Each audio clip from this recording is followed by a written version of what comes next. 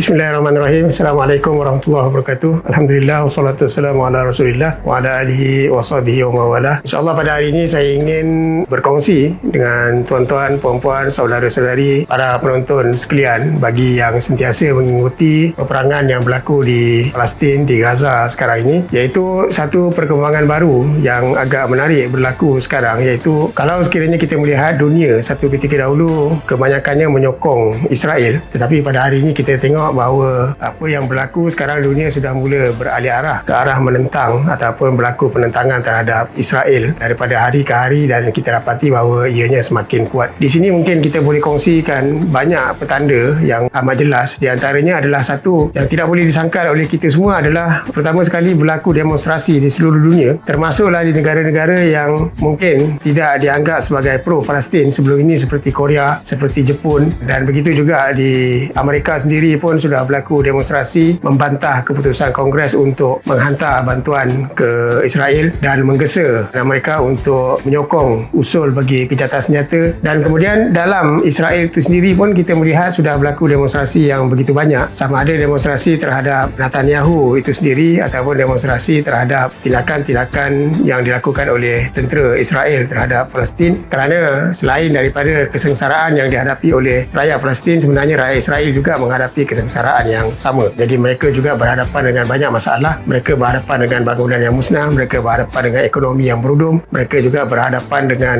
kehilangan nyawa, mereka juga kehilangan saudara mara mereka yang pergi berperang. Jadi semua itu adalah merupakan sesuatu yang juga dirasai oleh Israel, menyebabkan juga berlaku demonstrasi dalam negara Israel sendiri. Kemudian yang kedua, di antara perkembangan yang berlaku juga selain daripada demonstrasi tersebut, kita melihat beberapa pendirian negara-negara di dunia. Yang paling jelas sekali adalah apabila PBB, Majlis Keselamatan PBB mengemukakan usul ataupun mengundi untuk sama ada menerima ataupun menolak usul gencatan senjata. Jadi kita melihat di sini 120 negara sudah bersetuju untuk diterima usul gencatan senjata tersebut. Ada 45 negara yang berkecuali dan hanya 14 negara termasuklah Amerika sendiri yang menentang usul gencatan senjata tersebut. Jadi kita melihat satu trend yang berlaku di dunia sekarang ini, di mana majoriti negara di dunia menyokong supaya peperangan itu dihentikan dan kemudian diberikan hak kepada rakyat Palestin untuk hidup seperti mana orang lain. Kemudian perkembangan yang menarik juga di antaranya adalah apa yang berlaku di beberapa negara. Yang ketaranya adalah contoh apa yang berlaku di Afrika Selatan. Afrika Selatan sebagai sebuah negara yang mungkin terpencil bagi sesetengah orang, dia sudah melakukan satu polisi dan dasar yang agak mengejutkan apabila mereka membuat keputusan di peringkat parlimen untuk memutuskan hubungan diplomatik dengan Israel. Jadi ini adalah merupakan satu perkembangan baru yang kemungkinan kita harapkan akan diikuti oleh negara-negara yang lain yang berjiran dan seterusnya, negara-negara Arab dan negara-negara umat Islam yang lain. Dan dalam perkembangan terbaru juga di Afrika Selatan, mereka juga membuat satu keputusan yang agak besar juga, iaitu mana-mana rakyat Afrika Selatan yang menyertai tentera IDF akan dilucutkan kewarganegaraan. Jadi kita tahu bahawa salah satu daripada masalah yang dihadapi oleh Israel sekarang adalah tentera itu sendiri. Jadi tentera daripada Amerika ada 10,000, tentera daripada Eropah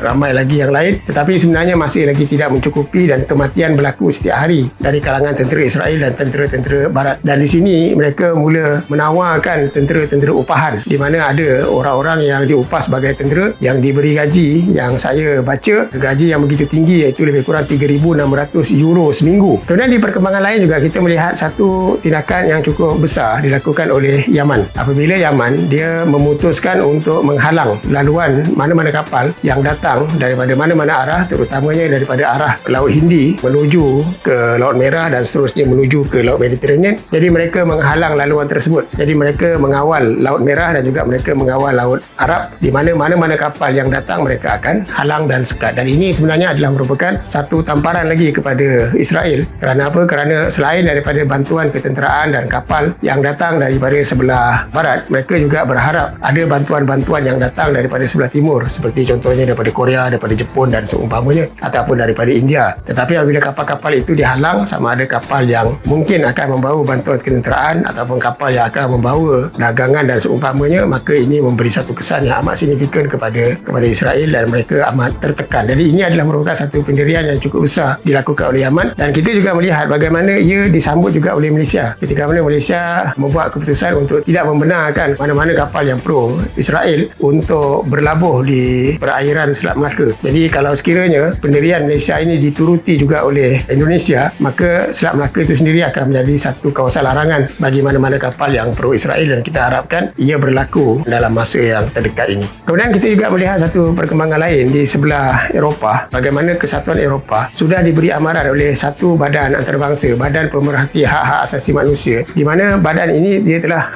memberi amaran kepada Kesatuan Eropah agar tidak menyokong mana-mana usaha untuk memindahkan penduduk Gaza daripada Gaza pergi ke Semenanjung Sinai di Mesir. Jadi ini juga adalah merupakan satu pendirian antarabangsa yang cukup besar kesannya kepada perpindahan penduduk Gaza daripada Gaza ke Sinai, dan juga memberi kesan yang amat mendalam berkenaan tentang bagaimana dunia melihat sokongan terhadap Israel ini sebenarnya akan semakin hari semakin pudar. Dan di masa yang sama kita juga melihat kontainer ataupun kapal-kapal dagang yang berlabuh di pelabuhan Israel yang sebelum ini dengan berlabuh dengan begitu banyak. Akhirnya dalam masa tempoh 2 minggu terakhir ini kita melihat tidak ada kapal yang berlabuh membawa barang-barang dagangan dari luar, dan penganalisa menjangkakan bahawa ia akan berlarutan sehingga 4 minggu lagi akan datang. Jadi maknanya tidak ada barang masuk, tidak ada barang keluar, dan sudah tentu ini adalah merupakan satu pendirian dunia yang cukup besar memberi tekanan kepada Israel. Dan yang akhir sekali, kalau sekiranya kita melihat dari akar umbi dalaman sesawang di internet, jadi kita mendapati bahawa isi kandungan berkenaan tentang perang Palestin-Israel ini 83% yang tersebar adalah merupakan kandungan-kandungan yang membenci Israel ataupun yang menyokong Palestin. Jadi maknanya dia satu perubahan dunia yang agak drastik berlaku hasil daripada perang selama lebih daripada 2 bulan, hasil daripada Taufan Aqsa ini. Jadi dengan kesemua petunjuk itu dan mungkin banyak lagi petunjuk-petunjuk yang lain, kita melihat dunia sudah mula beralih arah, dan kita juga melihat kelemahan yang ketara, yang amat ketara dalam dalaman Israel itu sendiri, dengan pergolakan dalamannya, dengan pergolakan politiknya, dengan pergolakan dalam ketenteraannya, dengan kematian tenteranya setiap hari, dan kemudian begitu juga kecacatan kekal yang dihadapi oleh tentera dan kemusnahan peralatan perang. Jadi semua itu sebenarnya menuju ke arah satu kesimpulan bahawa sebenarnya Israel sekarang ini akan ditinggalkan oleh dunia, dan Israel akhirnya akan dihukum